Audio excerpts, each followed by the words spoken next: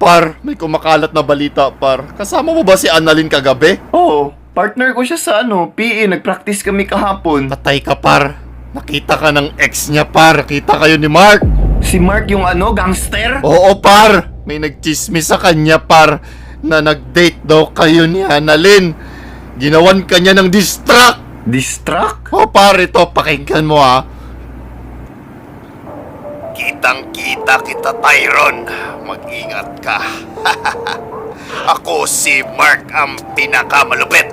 Amoyin mo ang aking kamay. Hahawakan ko ang iyong binte, tapos isusubo aking paa. Kung ako sa'yo, Tyron, lumayo ka na sa baby loves ko bago pa magkagulo.